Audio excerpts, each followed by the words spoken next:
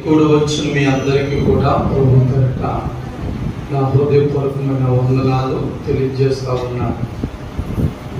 ప్రభు ఇచ్చిన మరి విలువైన సమయం ఇది.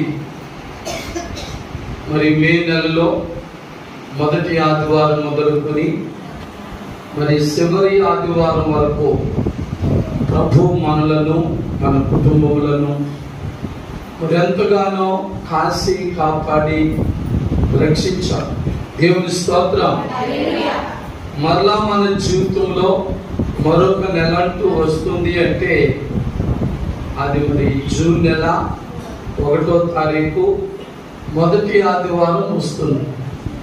కనుక మరి దేవుడు మనలను ఎంతగా ప్రేమిస్తూ కాపాడుతూ ఆయన కృపా కరుణ కటాక్షములు మనకు అనుగ్రహిస్తూ ఉన్నారో గమనించాలి మనం.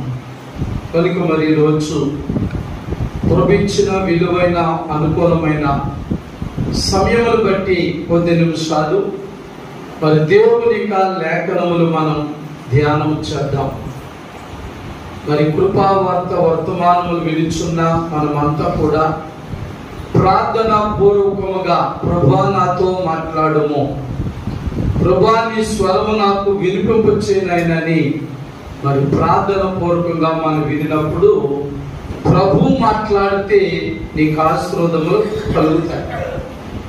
పాస్టర్ గారు మాట్లాడితే కాదు, పాస్టర్ గారు కూడా మానవ మాతృలే, కానీ బైబిల్ చెప్తుంది నిలబడువారు మీరు కానీ మాట్లాడువాడును నేనే అంటున్నాడే. కనుక దైవజనులు ప్రార్థన పూర్వకముగా నిలబడినప్పుడు మాట్లాడేవాడు ప్రభు అని గ్రహించి గమనించి గుర్తించి ప్రభు పలికిన ప్రతి మాటను కూడా మన హృదయానికి అన్వయించుకొని పుల్లగా మనం ఆశీర్వాదాలు పొందాలి. మరి ఈరోజు మనం ఒక ప్రత్యేకమైన అంశాన్ని మనం ధ్యానం చేయబోతున్నాం. ఆ ధ్యాన అంశం ఏంటంటే యేసయ్యను ప్రేమించుట. చెప్దాం, యేసయ్యను ప్రేమించుట. ఎందుచేత ఈ మాట మీతో మాట్లాడాలనుకుంటున్నానంటే చాలా మంది మనుషులు యేసయ్యను కంటే ఎక్కువగా లోకాన్ని ప్రేమించుచున్న వారు ఉన్నారు. ఎందుచేత అంటే మరి మత్తయి సువార్త తీయొద్దు కానీ బైబిల్ చెప్తున్న మాట యేసు మార్గము ఇరుకైనది, లోక మార్గము విశాలమైనది. ఆ విశాలమైన మార్గములోనే అందరూ ప్రవేశించుచున్నారు కానీ ఇరుకైన మార్గములో కొందరే ప్రవేశించుచున్నారన్నారు. ఆ కొందరు ఎవరంటే యేసయ్యను ప్రేమించువారు. దేవుని స్తోత్రం. అందుచేత మరి నీవు నేను కూడా ఆ ఇరుకైన మార్గములో ప్రవేశించువారుగా ఉన్నామా, లేదా విశాలమైన మార్గమైన లోకాన్ని మనము ప్రేమిస్తున్నామనేది ఈ కృపావార్త వర్తమానముల ద్వారా మనం నేర్చుకుందాం. మరి క్రైస్తవ బిడ్డలుగా విశ్వాసులుగా ఉన్న ప్రతివారు కూడా మరి యేసుని ప్రేమించాలి. యేసు ఎడల మనం ప్రేమ కలిగి ఉండాలి. అందుచేత ఈరోజు మన ధ్యాన వాక్యం వచ్చి యోహాను సువార్త 21వ అధ్యాయము 15, 16, 17 వచనాలలో ఉన్న గొప్ప మాట. యేసయ్య ఒక ఆయనను ప్రశ్నిస్తున్నాడు. ఆ ప్రశ్న నీకే అని ఆ చదువుతున్నప్పుడు వింటున్నప్పుడు మీరు కూడా ప్రశ్నించుకోవాలి. చదువుదా. వారు భోజనము చేసిన తరువాత యేసు సీమోను పేతురును చూసి యోహాను కుమారుడైన సీమోను, వీరు కంటే నీవు నన్ను ఎక్కువగా ప్రేమించుచున్నావా అని అడుగగా అతడు అవును ప్రభువా, నేను నిన్ను ప్రేమించుచున్నానని నీవే ఎరుగుదువని ఆయనతో చెప్పెను. యేసు నా గొర్రె పిల్లలను మేపుమని అతనితో చెప్పెను. మరలా ఆయన యోహాను కుమారుడు అయిన సీమోను, నీవు నన్ను ప్రేమించుచున్నావని రెండవసారి అతనిని అడుగగా అతడు, అవును ప్రభువా, నేను నిన్ను ప్రేమించుచున్నానని నీవే ఎరుగుదువని ఆయనతో చెప్పాను. ఆయన నా గొర్రెలను కాయమని చెప్పాను.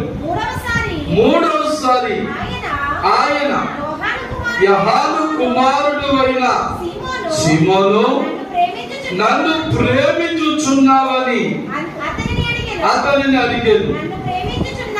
నన్ను ప్రేమించుచున్నావని మూడవసారి తను అడిగినందుకు పేతురు వ్యసనపడి, ప్రభువా, నీవు సమస్తము ఎరిగినవాడు, నిన్ను ప్రేమించుచున్నానని నీవే ఎరుగుదువని ఆయనతో చెప్పాను. దేవుని స్తోత్రం, హల్లెలూయా. మరి ఈ మాటలు మన ధ్యాన వాక్యం యొక్క మాటలు మీకు అర్థమయ్యే ఉంటాయి. ఈ మాటలు యేసయ్యకు పేతురుకు మధ్య జరిగిన సంభాషణ. ఎవరికండి? యేసయ్యకు పేతురుకి మధ్య జరిగిన సంభాషణ. అక్కడ యేసయ్య పేతురు గారిని 3 ప్రశ్నలు అడిగాడు. ఎన్ని ప్రశ్నలు అండి? 3 ప్రశ్నలు అడిగాడు. మరి ఆ 3 ప్రశ్నలు కూడా ఎలా ఉన్నాయి? డిఫరెంట్గా ఉన్నాయా, ఒకేలా ఉన్నాయా? ఒకేలా ఉన్నాయి. అసలు ప్రశ్నలు అంటే వేరువేరుగా ఉంటాయి. అంతేనా? పరీక్షలు రాసే బిడ్డలు తెలుసు, చదువుకున్న బిడ్డలకి. మరి వారు పరీక్షలకు వెళ్ళినప్పుడు అన్ని ప్రశ్నలు కూడా ఒకేలా ఉంటాయా? ఉండవు. వారు ఇచ్చిన ప్రతి ప్రశ్న వేరువేరుగా ఉంటుంది. సమాధానం కూడా వేరువేరుగానే రాయాలి. కానీ ఇక్కడ ప్రభువారు పేతురు గారిని అడిగినటువంటి ప్రశ్న ఏంటి? నీవు నన్ను ప్రేమించుచున్నావా అని ప్రశ్నిస్తాడు. 15వ వచనంలో మొదటి ప్రశ్న వేయగానే అవును ప్రభు అన్నాడు. అవునండి, మొదటి ప్రశ్నకి జవాబుగా అవును ప్రభు అన్నాడు. నీవే ఎరుగుదు కదా అన్నాడు. 16వ వచనంలో మరలా రెండోసారి నీవు నన్ను ప్రేమించుచున్నావా అని ప్రభు అడిగాడు. మరలా ఆయన అన్నాడు అవును ప్రభు అన్నాడు. నీవెరుగుదు ప్రభు అన్నాడు. దేవుని స్తోత్రం.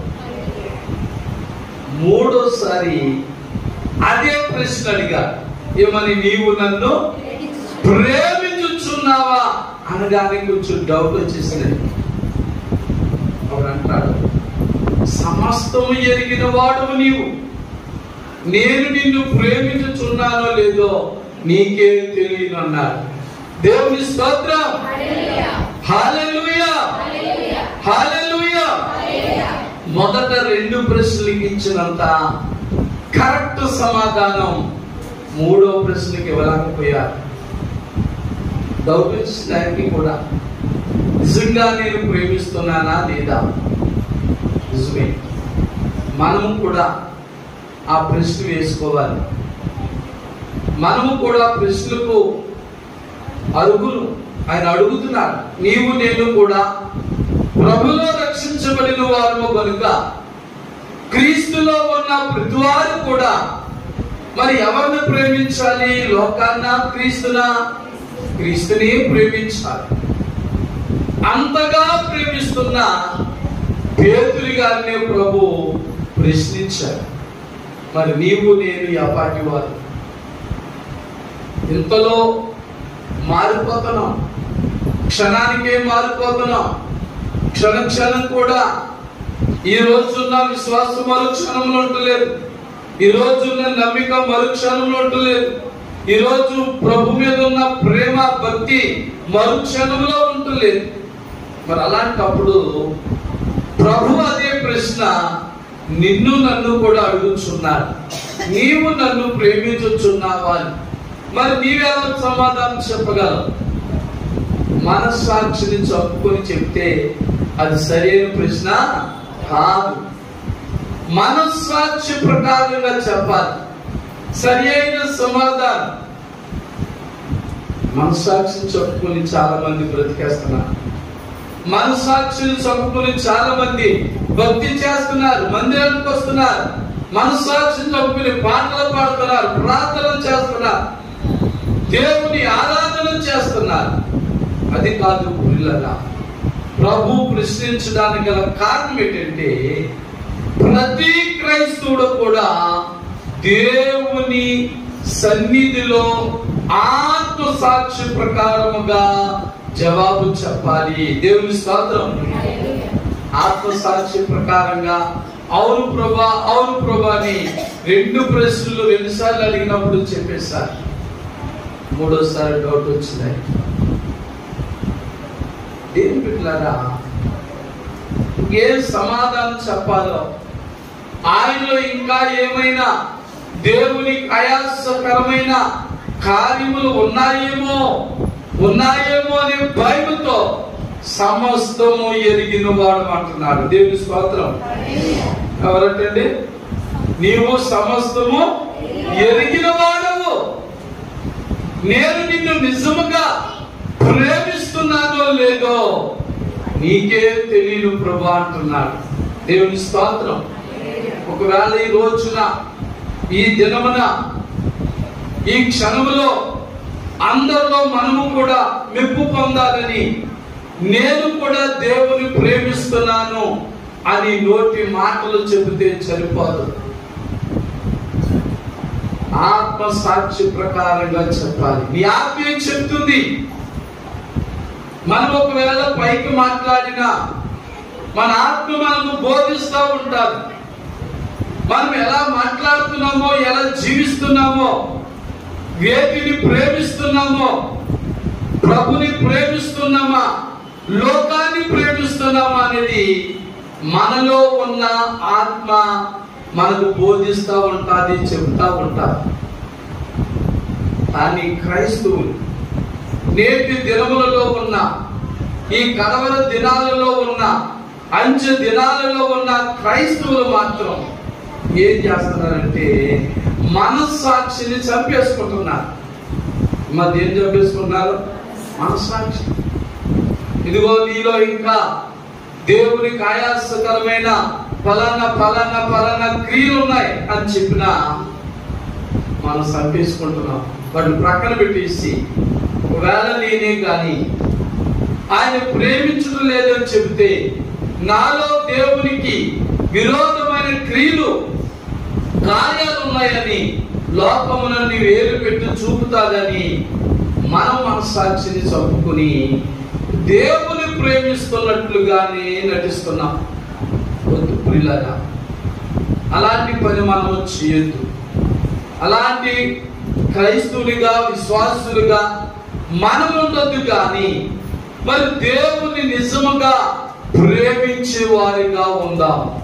ఎందుచేతనంటే నీకంటే నాకంటే ముందుగా ప్రభు అయిన యేసుక్రీస్తు వారే మనలను ప్రేమించాడు కనుక. హల్లెలూయా. యోహాను 3:16లో ఏమన్నాడు? దేవుడు లోకమును ఎంతో ప్రేమించెను. ఎంతగా ప్రేమించాడో మనకు తెలుసు. ఆయన ఎంతగా ప్రేమించాడో గుడ్ ఫ్రైడే రోజున మనం ధ్యానం చేస్తా ఉంటాం. ఎంతగా ప్రేమించాడు చెప్పండి? తన ప్రాణమును పెట్టినంతగా, తన ప్రాణమును నీ కొరకు నా కొరకు బలిగా పెట్టినంతగా దేవుడు ప్రేమించాడు. అంతగా నిన్ను నన్ను ప్రేమించి మన కొరకు తన ప్రాణముని త్యాగము చేసిన ఆ ప్రభు అయిన యేసుక్రీస్తు వారిని మరి నీవు నేను మనం అందరం కూడా ఎలా ప్రేమిస్తున్నాం? దేవుని స్తోత్రం. ఒకవేళ మానవ మాతృలుగా నోటి మాటలతో ఆయనను ప్రేమిస్తున్నానంటే సరికాదు. దేవుని ప్రేమించే వారు ఎలా ఉంటారో, ఏమి చేస్తారో పరిశుద్ధ గ్రంథముల నుంచి కొన్ని మాటలు మనము ధ్యానం చేసుకుందాం. దేవుని స్తోత్రం.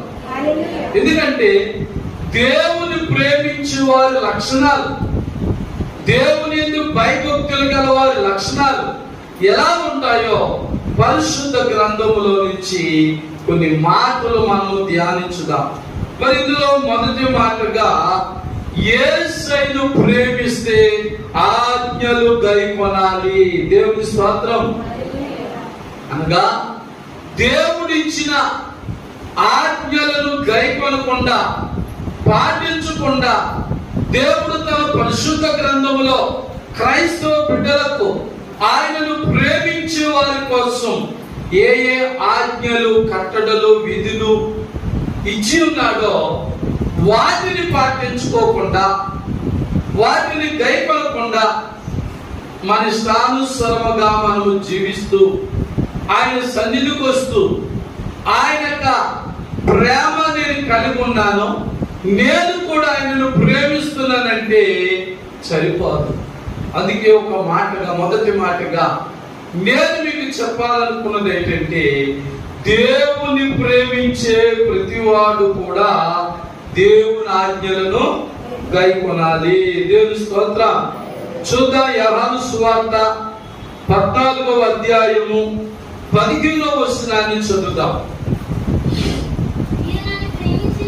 చూడండి, ప్రభు చెప్తున్న మాట. నీవు నేను కూడా క్రైస్తవ బిడ్డలకు ఏమంటున్నా? నేను యేసుని ప్రేమిస్తున్నా అంటున్నాం.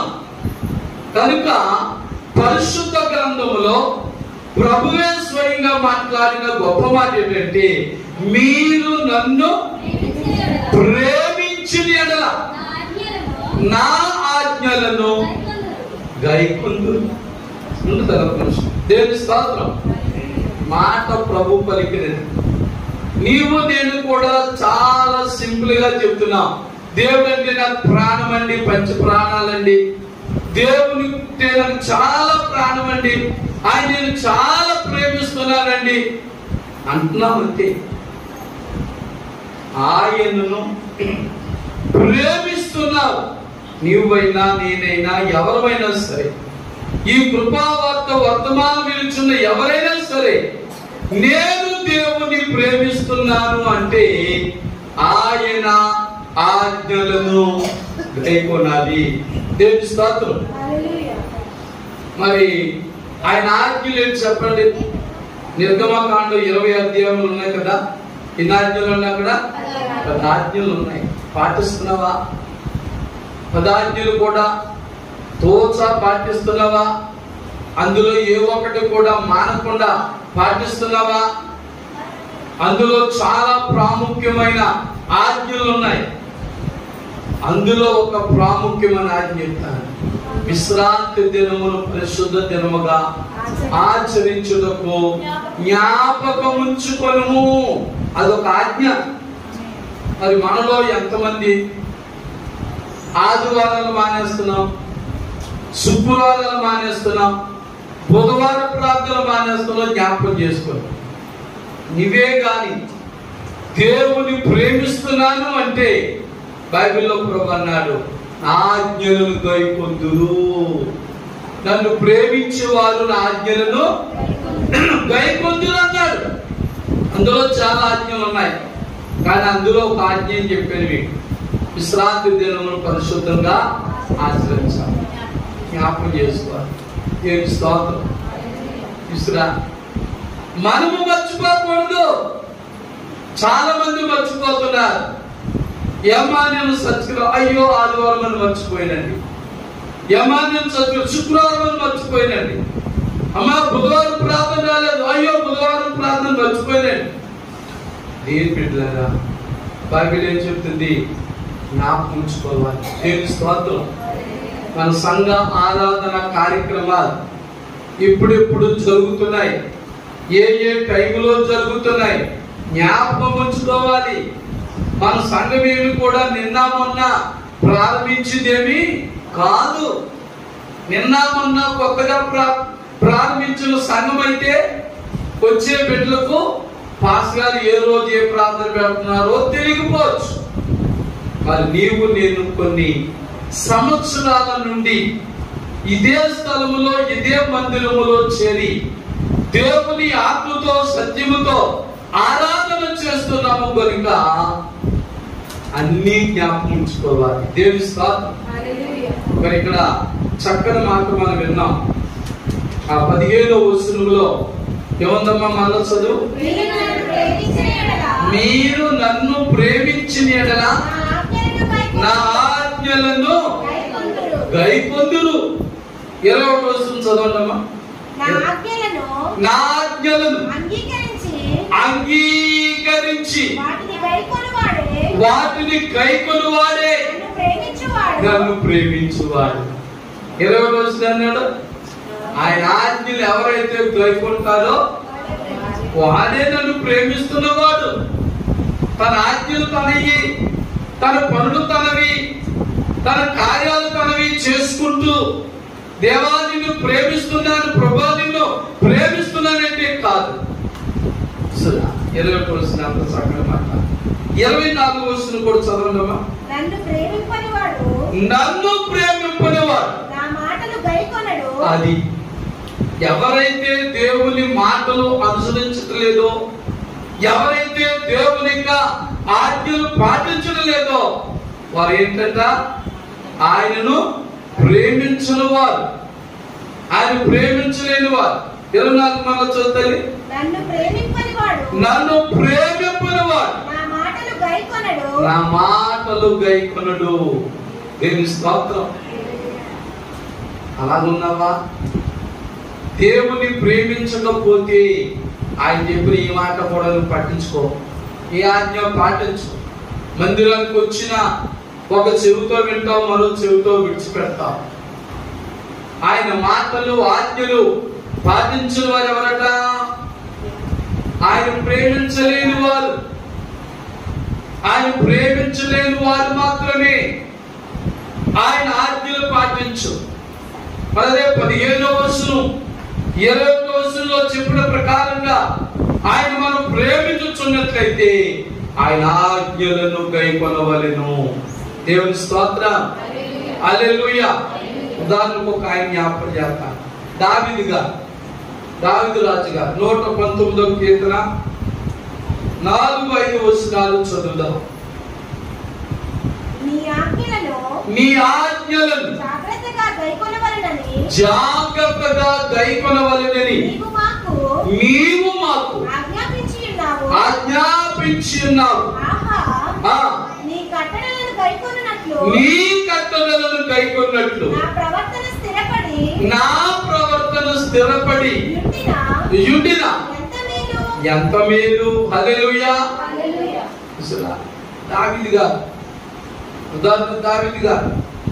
దావీదు రాజు అయినప్పటికీ కూడా దేవుని యొక్క ఆజ్ఞలను తప్పనిసరిగా పాటించేవాడు. కారణం ఏంటి?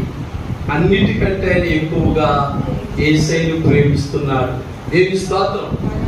పరిశుద్ధ గ్రంథం చెప్తుంది, నీ ప్రేమ నా ప్రేమ, మన తొలి ప్రేమ ప్రభుదై ఉండాలని చెప్తుంది. దేవుని స్తోత్రం. ఎవరిదై ఉండాలండి? మన మొదటి ప్రేమ ప్రభుదై ఉండాలి. తర్వాత భార్య భర్తను, భర్తను భార్య, మరి నువ్వు ఎవరెవరిని ఏంటేంటిని ప్రేమిస్తావో తర్వాత సంగతి. కానీ నీ మొదటి ప్రేమ, నా మొదటి ప్రేమ ప్రభువైన యేసుక్రీస్తుదై ఉండాలి. అలా చేశారు దావీదు. అలా చేశారు కాబట్టి, అలా ప్రేమించారు కాబట్టి ఎక్కడో అడవిలో తల్లి తండ్రి అన్నలందరూ విడిచిపెట్టి ఏకాకిగా ఉన్న ఆ దావీదు గారిని దేవుడు రాజుగా చేశాడు. దేవుని స్తోత్రం. హల్లెలూయా. కనుక దేవుని బిడ్డలారా, నీకున్న దీన స్థితి నుండి హీన స్థితి నుండి, కష్టాల స్థితి నుండి, వ్యాధుల స్థితి నుండి, మరి ఆర్థిక సమస్యల స్థితి నుండి నీవు కూడా పైకి లేపబడాలంటే ఎవరు ప్రేమించాలి? యేసుని ప్రేమించాలి. యేసుని ప్రేమించే బిడ్డగా ఉండాలి.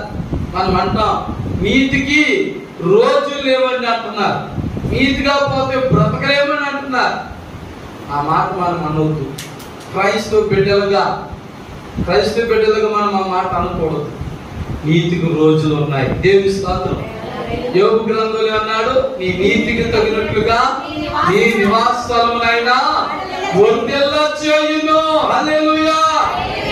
అబద్ధం అప్పటికే, మోసం అప్పటికే, కానీ నీతి నిన్ను, నీ కుటుంబాన్ని స్థిరపరుస్తారు, వర్ధిల్ల చేస్తారు. వేళ మొదట కష్టాలుగా కనబడచ్చు, బాధలు కనపడచ్చు, నిందలు అవమానాలు కనబడచ్చు, కానీ నీతి ఎప్పుడు కూడా నీతే. తెలుస్తాదు నీతి ఎప్పుడు మనం పాడు చేయాలి. మరి నీతి ఎవరిలోంచి వచ్చింది? నీతిమంతుడైన యేసు క్రీస్తులోంచి వచ్చింది. మరి నీతిమంతుడైన యేసు క్రీస్తులోంచి వచ్చిన ఈ నీతి నీవు నేను పాటిస్తే ఆయన కుడి చేతి గుగ్గులు విప్పితే ఆయన కుడి చేతిలో నిజ సుఖములు ఉన్నాయి. దేవుని స్తోత్రం. హల్లెలూయా. అందుచేత ఇప్పటి వరకు క్రైస్తవ బిడ్డలుగా, దేవుని బిడ్డగా, సంఘ బిడ్డగా, విశ్వాసిగా నువ్వు వేటిని ప్రేమిస్తున్నావో జ్ఞాపకం చేసుకో. నీవు నేను యేసును తప్ప మరి వేటిని ప్రేమించొద్దు. హల్లెలూయా. అన్ని కూడా ఇంతలో కనబడి అంతలో మాయమైపోతాయి. మన ప్రాణమైనంతే, మనం సంపాదించిన మేడలైనా, విద్యులైనా, ఆస్తులైనా, అంతస్తులైనా అన్ని అంతే. అవి ఉండొచ్చు, ఉంటే ఉండుగాక, కానీ వాటిని మనము ప్రేమించొద్దు. హల్లెలూయా. ఎందుకంటే ఆయన అన్నాడు, మరి దేవుని ఎందుకు భయభక్తులు గలవారిని ఆయన వర్ధిల్ల చేస్తాడు. మరి 128వ కీర్తన 4వ వచనం అన్నాడు, యెహోవా యందు భయభక్తులు గలవాడు ఇలాగూ ఆశీర్వదించబడును. పాడి పంటలతో, ఆస్తి అంతస్తులతో, ఆయన ఆరోగ్యములతో, ఉండడానికి ఇల్లు, తినడానికి తిండు, కట్టడానికి బట్టతో దేవుడిని ఆశీర్వదిస్తాడు. అలాగే 3-4 వచనాలు చూస్తే నీ బోధుల బాల చుట్టూ నీ పిల్లలు ఒలీవ మొక్కల వలె ఉందులు అన్నాడు. నీ లోబడి నీ భార్య ఫలించు ద్రాక్ష వలె ఉందులు అన్నాడు. దేవుని స్తోత్రం. మరి మనము దేవుని ప్రేమించడం ద్వారా, ఆయన ప్రేమ ద్వారా ఇవన్నీ పొందుకుంటాం. అన్ని పొందేసుకున్నామని యేసుని ప్రేమించడం మానేసి ప్రవచించిన వాటిని ప్రేమిస్తూ ఉంటే అవి మనకు దూరం అవుతాయి. బైబిల్ మాట, నా మాట కాదు సుమా. మీరు వేటిని ఎక్కువగా ప్రేమించుదురో అవి మీకు దూరం అవుతాయని బైబిల్ ఉంది. ఎక్కువగా మనం భూలోకంలో ఉన్న వేటిని ప్రేమించదు. మనం ఎక్కువగా వేటిని ప్రేమించాలి అంటే ప్రభుని ప్రేమిస్తూ ఆయన ఇచ్చిన ఆజ్ఞలను, కట్టడలను, విధులను వాటిని మనం ప్రేమిస్తూ వాటి ప్రకారం మనం జీవిస్తూ ఉంటే ఇదిగో మరి నీకేం కావాలో అన్నయ్యని చెప్పాలి. హల్లెలూయా. హల్లెలూయా. నేను ఆయనకి నీ కొరకు నేను ప్రార్థన చేస్తున్నానని చిన్న మెసేజ్ పెట్టానండి. ఏ మెసేజ్ అండి? నీ కొరకు నేను ప్రార్థన చేస్తున్నాను అని పెట్టాను. నీ కుటుంబం బాగోవాలి, నీ వ్యాపారం బాగోవాలి, నీ ఉద్యోగం బాగోవాలి అని నేను నా అనుదిన ప్రార్థన చేస్తున్నానంటే అందరూ ఏం చేస్తారు? సంతోషిస్తారు. థ్యాంక్ యూ సార్ పాస్టర్ గారు, నా కొరకు మీరు అంత శ్రద్ధగా, విశ్వాసంగా, భక్తిగా ప్రార్థన చేస్తున్నారు, సంతోషం అంటారు. ఆయన ఏమన్నాడో తెలుసా? నా కొరకు మీరు ప్రార్థన చేయొద్దండి అన్నాడు అని చెప్పి కింద రాస్తాడు ఏంటంటే, మీకు ఏది అవసరమో తగిన కాలములో అది మీకు ఇవ్వబడును కనుక దేవుని మహిమపరచుడి అని ఒక బైబిల్ రెఫరెన్స్ చూపించాడు. దేవుని స్తోత్రం. బైబిల్ రెఫరెన్స్ చూపించి నన్ను బట్టి దేవుని స్తుతించండి తప్ప నా కొరకు మీరు ప్రార్థన చేయొద్దు. ఎందుకంటే నాకు ఆయన విశ్వాసం, ఆ మాటలో ఉన్న అర్థం ఏంటంటే ఆయన విశ్వాసం ఎంత గొప్పదో చూడండి. నా దేవుడు నా కొరకు ఏమైతే సిద్ధము చేశాడో, నేను ఆయన ప్రేమిస్తున్నాను కనుక, నేను ఆయన భయభక్తులు కలిగి ఉన్నాను కనుక, నేను ఆయన వాక్యానుసారముగా జీవిస్తున్నాను కనుక, నాకు ఏది కావాలో అవన్నీ కూడా ఆయన ఇస్తాడు నాకు తెలుసు. కాబట్టి నన్ను బట్టి దేవుని స్తుతించండి అన్నాడు. ఎంత గొప్ప విశ్వాసం అండి. దేవుని స్తోత్రం. మనం నమ్ముతున్నామా మాట? మనం నమ్ముతున్నామా? బైబిల్ ఉంది కదా, మీరు అడగక ముందే మీకు ఏది అవసరమో నాకు తెలుసు అన్నాడు కదా ప్రభువారు. దేవుని స్తోత్రం. ప్రభును స్తుతించండి, ప్రభును మహిమపరచండి. ఎంత గొప్ప మాట. నేను చాలా ఆశ్చర్యపడ్డాను ఆయన తిరిగి నాకు పెట్టిన మెసేజ్ లో. దేవుని స్తోత్రం. నీవు నేను నిజంగా ప్రభును ప్రేమించి ఆయన ఆజ్ఞలను కైకొంటే, ఆయన ఆజ్ఞల ప్రకారముగా మనకి ఏది ఇవ్వాలో ఏది అవసరమో మనం అడగకుండానే ఇచ్చేస్తాడు. దేవుని స్తోత్రం. అడగకుండా ఇచ్చేస్తాడు. నమ్మాలి. నమ్మి మనము విశ్వాసం ఉండి ప్రభుని మనం కనపరచాలి. ఏది లేకపోయినా అది పొందుకున్నామని ప్రభుని స్తుతించాలంటండి. దేవుని స్తోత్రం. నీకేది కావాలనుకున్నావో, ఇల్లే లేదు ఉదాహరణ, ఇల్లు దేవుడు ఇచ్చినని, దేవా నాకు మంచి ఇల్లు ఇచ్చినందుకు స్తోత్రం ప్రభు అని చెప్తే దేవుడు ఇల్లు ఇచ్చేస్తాడు. హల్లెలూయా. బాబు నేను పేదలను కదా, నాకు ఎలా ఇల్లు సాధ్యం అనుకోవద్దు. అది ఎవరి ద్వారా ఇవ్వాలో, ఏ రీతికి ఇవ్వాలో ఆయనకి తెలుసు. దేవుని స్తోత్రం. హల్లెలూయా. సరే, మరి నా సాక్షి మీకు తెలుసు. మరి 2023వ సంవత్సరం వరకు కూడా నేను ఇల్లు లేని వాడిగానే సేవ ప్రారంభించిన దీంట్లో ప్రార్థన చేస్తాం. ప్రభువా నీ చిత్త ప్రకారంగా మరి దివిలి గ్రామం నుండి నీ దర్శనం పట్టుకుని నేను నా భార్య ఈ మిరపకాయల వీధిలోకి వచ్చాం తండ్రి. ఇక్కడ అన్ని రేట్లు ఎక్కువ, మరి నేను కొనలేను తండ్రి. మరి అద్దెలు ఖాళీ చేసి బట్టి వేరే చోటికి వెళ్ళిపోతే నీ దర్శనం నిరర్థకమైపోతే ప్రభు అని ప్రార్థన చేస్తాం. నేను నా భార్య ఇప్పుడు మన మందిరం ఉన్న కింద ఇల్లు పైన మందిరం, ఇల్లు చేతిలో రూపాయి కాకుండా కొన్న ఇల్లు. దేవుని స్తోత్రం. హల్లెలూయా. ఎలా కొన్నాం? బ్యాంక్ మేనేజర్ గారిని ఏర్పాటు చేసుకున్నాడు. సెంట్రల్ బ్యాంక్ మేనేజర్ గారు 2023వ సంవత్సరంలో 22వ సంవత్సరంలో ఆయన 2002వ సంవత్సరానికి పరిచయం అయ్యాడు. డిసెంబర్లో 2003వ సంవత్సరంలో మరి పాస్టమ్మ గారి ప్రేరేపణ బట్టి వాస్తు ప్రకారంగా దోషాలు ఉన్నాయని ఎవరు కొనలేని ఇల్లును 2,40,000 కొన్నాం. దేవుని స్తోత్రం. అప్పటికి 2003లో 5 లక్షలు బిల్డింగ్. ఇది బిల్డింగ్ 3 లక్షలు, 2 సెంట్లు స్థలం 2 లక్షలు. 5 లక్షల విలువ చేసే ప్రాపర్టీని దేవుడు 2,40,000కి బ్యాంకు లోన్ ద్వారా ఇచ్చేశాడు. హల్లెలూయా. మరి అద్భుతం కదా. ఏమీ లేని వారు నాకెలాగెత్తారంటే సాక్షి చెప్తాను మీకు. ఏమీ లేదండి, ఏమి లేకుండా దేవుడు నాకు ఎలాగిస్తాడు, పేదవాడిని కదా అనుకోవద్దు. దేవుని చిత్తం అయితే ఏదో మార్గం తెలుస్తాడు. ఏదో రీతిలో ఆయన అనుకున్న పని నీ కొరకు నా కొరకు చేస్తాడు. హల్లెలూయా. అదే విశ్వాసం. మరి ఆయన ఆ మెసేజ్ పెట్టినప్పుడు, ఆ ఫ్రెండ్ నాకు మెసేజ్ పెట్టినప్పుడు ఈ 2003వ సంవత్సరం సాక్షి నాకు మరలా గుర్తుకొచ్చింది. అవును కదా, నా జీవితం అలాంటిదే కదా, నిజమే కదా, నేను అడగకుండా ఇచ్చాడు కదా దేవుడు. దేవుని స్తోత్రం. అదే విశ్వాసం, అదే నమ్మిక. ఇలాంటివన్నీ కూడా ఎలా సాధ్యం అంటే దేవుని మనము ప్రేమించడం ద్వారా, దేవుని మనం ప్రేమించడం ద్వారా. హల్లెలూయా. మన బిడ్డలు మనం ప్రేమిస్తూ ఉంటే వారి కొరకు ఎన్ని ఇస్తాం మీకు తెలుసు. తల్లిదండ్రులుగా మీకు తెలుసు. మీ బిడ్డలు మిమ్మల్ని ప్రేమిస్తూ ఉంటే వాళ్ళు అడగకుండానే ఎన్నో ఇస్తాం. ఎన్నెన్నో సిద్ధం చేసి, ఎన్నెన్నో ఏర్పాటు చేసి వారి కొరకు ఏ లోటు లేకుండా చూసుకుంటాం. చూసుకుంటాం. అదే మన మీద తిరగబడి మనల్ని ప్రేమించని బిడ్డలు ఉన్నారు అనుకోండి, వారికి ఉన్నాయో బుద్ధి కాదు.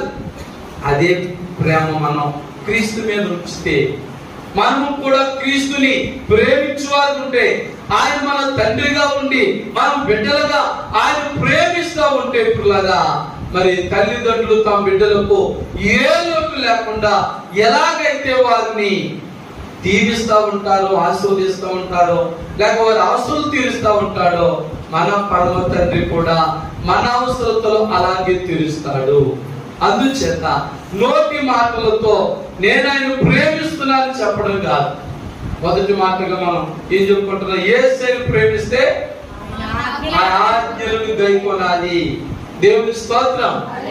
మరి దావీదు గారు గైకొన్నాడు కాబట్టి పెంట గొప్పల మీద ఉన్న దీనులను పైకెత్తువాడు అని చెప్పిన మాట ప్రకారంగా ఆయన దీవించాడు, ఆశీర్వదించాడు. కారణం ఏంటి? దావీదు గారు ఎవరి మాటలు పాటించారు? దేవుని మాటలే, లోకుల మాటలు కాదు. ఎవ్వరి మాటలు పట్టించుకోలేదు. దేవుని మాట ప్రకారంగా జీవించారు కాబట్టి గొప్ప ధన్యులైపోయారు. నీవు నేను కూడా హీన స్థితిలో ఉన్నా, మరి నిన్ను నన్ను కూడా గొప్ప ఉన్నత స్థితిలో పెట్టే శక్తి ప్రభువుకు ఉంది. లోకానికి లేదు, బంధువులకు లేదు, మిత్రులకు లేదు, అధికారులకు లేదు, ఎవరికి లేదండి. లోకంలో ఎవరెవరు ఉన్నారనుకున్నా ఎవరు నీకు సహాయం చేయలేదు, దేవుడు తప్ప. హల్లెలూయా. మరి ఇక రెండవ మాటలోకి వెళ్ళిపోదాం. యేసయ్యను ప్రేమిస్తే చెడుతనమును అసహించుకోవాలి. దేవుని స్తోత్రం. రెండో మాట ఏంటండి? యేసయ్యను ప్రేమిస్తే చెడుతనమును అసహించుకోవాలి. 97వ కీర్తన 10వ వచనం చదువుదాం. కీర్తన గ్రంథం నుంచి 97:10. యెహోవాను ప్రేమించువారులారా చెడుతనమును అసహించుకొనుడి. చాలు తల్లి. దేవుని స్తోత్రం. గట్టి చెప్తా హల్లెలూయా, హల్లెలూయా. మరి నేను ఏది కూడా నా సొంత మాట చెప్పను. బైబిల్లో ఉంటేనే చెప్తాను, లేకపోతే మౌనంగా ఉంటాను. చూడండి, రెండో మాట, యేసును ప్రేమిస్తే చెడుతనమును అసహించుకోవాలి. ఈ 97వ కీర్తన 10వ వచనంలో ఈ చక్కని మాట ఉంది. మరో చదువుతల్లి. యెహోవాను ప్రేమించువారులారా చెడుతనమును అసహించుకొనుడి. అలాంటి వ్యక్తిగా ఉండాలి మనం. బైబిల్లో ఒక ఆయన ఉన్నారు, ఉదాహరణ చెప్తున్నారు, యోసేపు. ఎవరండి? యోసేపు చెడుతనమును అసహించుకున్న వ్యక్తి. దేవుని స్తోత్రం. ఒక మాట చదువు. ఆయనకు ఆదికాండం 37వ అధ్యాయము 2వ వచనాన్ని చదువుదాం. ఆదికాండం. సమయం అవుతుంది, త్వరగా వస్తుందాం. యోసేపు 17 ఏళ్ల వాడై తన సహోదరులతో కూడా మందను మేపుచుండెను. అతడు చిన్నవాడై తన తండ్రి భార్య అయిన బిల్హా కుమారుల యొద్దకు, జిల్పా కుమారుల యొద్దకు ఉండెను. అప్పుడు యోసేపు వారి చెడుతనమును చూడండి, వారి చెడుతనమును గురించి సమాచారం వారి తండ్రి యొద్దకు చేర్చుచుండువాడు. మరి మాటలో మనం గమనించవలసింది ఏంటంటే, ఈరోజు ఎవరైనా చెడు మాటలు చెప్తా ఉంటే మనకి ఎంతో తీయగా ఉంటున్నాయి. అసలు వాళ్ళు గద్దెత్తున్నాం, మనం గద్దెంచలేదు. కానీ యోసేపు చిన్న వయసు నుంచి కూడా చెడుతనమును విసర్జించిన వాడు కనుక తన తోబుట్టులు ఏమైనా చెడు కార్యాలు చేసినా, చెడు మాటలు మాట్లాడినా, వీడు చిన్నవాడు గారి బుద్ధి చెప్పలేడు కనుక తండ్రి దగ్గర చేర్చేవాడు, తండ్రి వారికి బుద్ధి చెప్పేవాడు.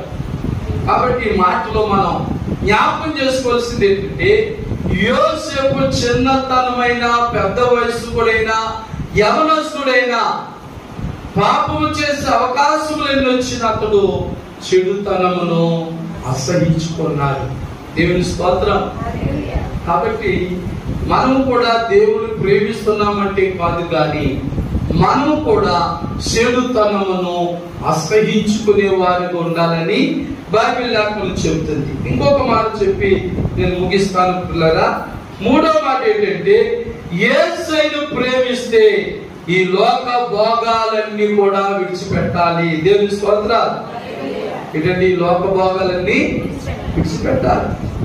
కానీ మనం ఏమంటున్నాం, అబ్బాయి లేదండి, ఇది మా ఆచారం అండి, మా కుటుంబ ఆచారం అండి, మా ఊరు ఆచారం అండి, లేకపోతే మా కులాచారం అండి, మతాచారం అండి, ఏవో చెప్తున్నాం రకరకాలుగా. కానీ పిల్లలా బైబిల్ చెప్తున్న మాట, యేసును ప్రేమిస్తే ఈ లోక భోగాలన్నీ కూడా విడిచిపెట్టాలి. బైబిల్లో ఉన్న మాటే చూద్దాం. మత్తయి సువార్త 19వ అధ్యాయము 29వ వచనాన్ని చదువుదాం. మత్తయి సువార్త 19:29. నా నామము నిమిత్తము అన్నదమ్ములనైనను అక్క చెండులనైనను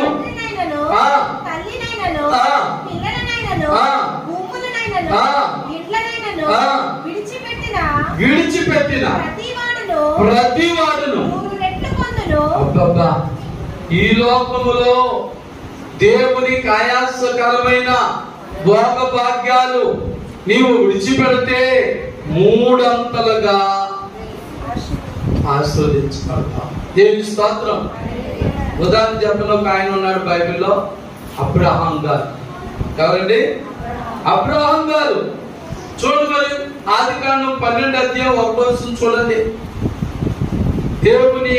దేవుని ప్రేమించడం ద్వారా అబ్రహాం చేసిన యెహోవా నీవు లేచి నీ దేశము నుండి నీ బంధువుల యొద్ద నుండి నీ తండ్రి ఇంటి నుండి బయలుదేరి నేను నీకు చూపించు దేశమునకు వెళ్ళుము.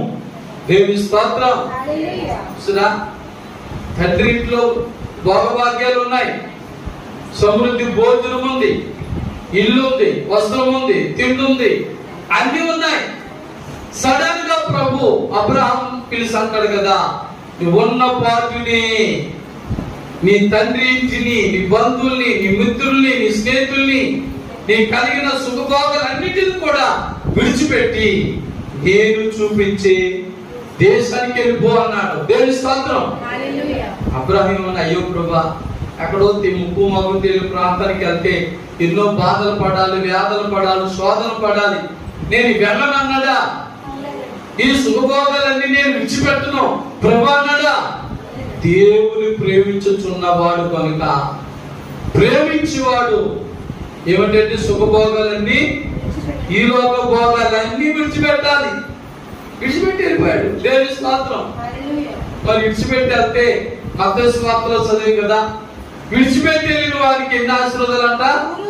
3 అంతలు, 100 రెట్ల ఆశీర్వాదాలు. హల్లెలూయా. అబ్రహాం పొందేదే లేదా? ఒంటరిగా వెళ్ళాడు, ఏమి లేని వాడిగా ఉన్న పాటని వెళ్ళాడు. నిజంగా ప్రభు చూపించిన స్థలానికి వెళ్తే మేడలు, మిద్దెలు, ఆస్తులు, అంతస్తులు రెడీగా ఉన్నాయా? ఏమి మొడతొక్క తప్ప. ప్రార్థన పూర్వకంగా మొదట బలిపీఠం కట్టాడు, ప్రార్థన చేసి పని ప్రారంభించాడు, 100 అంతలుగా వర్ధిల్లాడు. దేవుని స్తోత్రం. హల్లెలూయా. నేను దేవుని ప్రేమిస్తాను, శుభభోగాలను కూడా విడిచిపెట్టలేను అంటే కుదరదు. అవసరమైతే ఈ లోక భోగాలన్నీ విడిచిపెట్టాలి. అపోస్తలుడు పౌలు, రేపు తేదీ కానీ సమయం లేదు, అపోస్తలుడు పౌలు అన్నాడు, నాకు కలిగిన సమస్తమును నేను పెంటగా ఎంచుకున్నాను అంటాడు. మహాధనవంతుడు, మహా గొప్ప విద్యావంతుడు, మహా గొప్ప ఆస్తుపాస్తులు గలవాడు, హోదాలు కలిగిన వాడు, వాటన్నిటిని కూడా ఎవరి నిమిత్తము? క్రీస్తు నిమిత్తము నేను పెంటగా ఎంచుకున్నాను అంటాడు. దేవుని స్తోత్రం. దేవుని ప్రేమించేవారు ఈలోక భోగాలను విడిచిపెట్టకుండా, ఈలోక భోగం కావాలి, దేవుడు కావాలంటే కుదరదు. ఆఖరి ఒకరి పునఃసరి ముగించుకుందాం. మత్తయి సువార్త 6వ అధ్యాయము 24వ వచనం చదువుదాం. మత్తయి సువార్త 6వ అధ్యాయము 24వ వచనం. చూడండి, ఎవడును ఇద్దరు యజమానులకు దాసుడుగా నుండనేరడు. అతడు ఒకని ద్వేషించి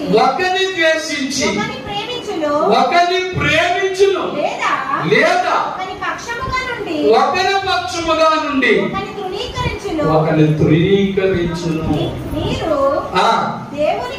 చూడండి, మీరు దేవునికి సిరికిని దాసులుగా నుండనేరడు. దేవుని స్తోత్రం. నాకు లోకాసులు కావాలండి, దేవుడు కావాలంటే కుదరదు. ఒకడు ఇద్దరు దాసులుగా ఉండనేరడు. దేవునికి సిరికి మనం న్యాయం చేయవచ్చును. సిరి అనగా లోకాసు, లోక ప్రేమ. కనుక దేవుని బిడ్డలారా, మనము వేటిని ప్రేమిస్తున్నాం? ఇంకా లోకమును ప్రేమించే వారుగా ఉన్నామా, లేక మనము ఈ లోక భోగములన్నీ విడిచిపెట్టి దేవుని యందు భయభక్తులు కలిగి ఉన్నామా? ఒక్కసారి మనం మోకరించి ప్రభు సన్నిధిలో ప్రార్థించుకుందాం. నీ ఆస్తి ఎక్కడికి పోవు, నీ మేడ మీద ఎక్కడికి పోవు, నీ పాడి పంట ఎక్కడికి పోవు, నీ విద్యా ఉద్యోగం ఎక్కడికి పోవు, అవి అక్కడ ఉంటాయి. కానీ వాటిని ప్రేమించడం కంటే ప్రభుని ప్రేమించడం నేర్చుకుందాం. నా ఉద్యోగం, నా యొక్క ధనం, నా యొక్క పొలం, నా యొక్క వ్యాపారం, నా యొక్క ధనం అనుకోవద్దు. మనకు తెలుసు, బైబిల్ అంతా పాటిస్తున్న ఒక యవనస్తుని, నీకున్న సమస్తమును విడిచిపెట్టి నన్ను వెంబడించని ప్రభు చెబితే అతడు గొప్ప ఐశ్వర్యవంతుడు కనుక తన ముఖమును చిన్నపుచ్చుకుని వెళ్ళిపోయాడని మనకు తెలుసు. అలా చేయొద్దు. మనం క్రీస్తుని ప్రేమించుదాం, క్రీస్తుని ప్రేమించుదాం. క్రీస్తుని ప్రేమిస్తే అన్ని ఆస్తులు వదిలే. మనం క్రీస్తుని ప్రేమిస్తున్నామనడానికి 3 నిదర్శనాలు చెప్పాను. 1, ఆజ్ఞలను కైకొనుట. 2, చెడుతనమును అసహించుకొనుట. 3, ఈ లోక భోగాలు విడిచిపెట్టను. కాబట్టి నీలో నాలో ఎవరైనా ఉంటే ఇప్పుడే తీసుకున్నా. అందుకే పరమజ్ఞాని సొలొమోను అంటారు, దేవుని కాయాసకరమైన మార్గము నాలో ఏదైనా ఉందేమో అని పరీక్షించుకుంటున్నాడు, పరిశోధించుకుంటున్నాడు. మరి నీవు నేను కూడా అలాగే పరీక్షించుకుందాం. పరీక్షించుకుంటే మనము పరమజ్ఞాని సొలొమోను చెప్పినట్లుగా అతిక్రమమును దాచిపెట్టువాడు వర్ధిల్లడు గాని దాన్ని ఒప్పుకోవాలి, విడిచిపెట్టువాడే ధన్యుడు. ఒప్పుకొని మనం మరలా వాటిని ప్రార్థన అయిపోయి మరలా మన హృదయంలో చేర్చుకుంటాం. అలా కాదు. ఇప్పుడు ఒప్పుకున్న నీ జీవితంలో మరలా దాన్ని ఎప్పుడు దాని జోలికి వెళ్ళకూడదు, విడిచిపెట్టాలి. ఒప్పుకొని విడిచిపెట్టువాడు ధన్యుడు, కనికరం పొందిందని బైబిల్ చెప్తుంది. ప్రార్థన చేసుకుందాం. ప్రేమమైన యేసయ్యా, నీకు వందనాలు, స్తోత్రాలు. నాయన దినమున యేసయ్యను ప్రేమించుట అనే అంశం మీద నాయన ధ్యాన వాక్యం ప్రకారంగా యోహాను సువార్త 20వ అధ్యాయం 13, 15, 16, 17 వచనముల ద్వారా పేతురు గారు మీరు అడిగిన 3 ప్రశ్నలను మేము కూడా ఒకే ప్రశ్న 3 సార్లు అడిగాం. అలాగే 3 మాటలు మేము కూడా చెప్పుకున్న ప్రకారంగా నన్ను మమ్మలను కూడా నిజముగా నిన్ను ప్రేమించే వ్యక్తులుగా మమ్మల్ని తయారు చేయమని యేసుక్రీస్తు పరిశుద్ధ నామంలో ప్రార్థించి వేడుకొనుచున్నాము తండ్రి. ఆమేన్, ఆమేన్. దేవుని స్తోత్రం. హల్లెలూయా. మరి ప్రియులారా, ఇంతవరకు కృపావార్త వర్తమానములను చక్కగా విన్న మీ అందరికీ నా వందనాలు తెలియజేస్తున్నాను. మరి ప్రభు మిమ్మల్ని అందరినీ దీవించుగాక. Amen. God bless you all. Amen.